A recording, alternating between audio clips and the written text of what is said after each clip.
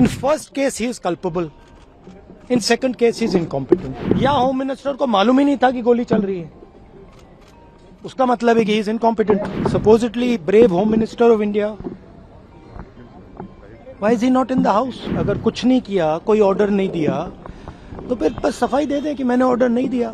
मैंने तो सिर्फ ये पूछा है कि दो ही ऑप्शंस हो सकते हैं. एक ऑप्शन की होम मिनिस्टर ने ऑर्डर दिया, दूसरा ऑप्शन की होम मिनिस्टर को मालूम नहीं था कि फायरिंग होगी. In first case he is culpable, in second case he is incompetent. It can only be one of two. तीसरा तो हो ही नहीं सकता.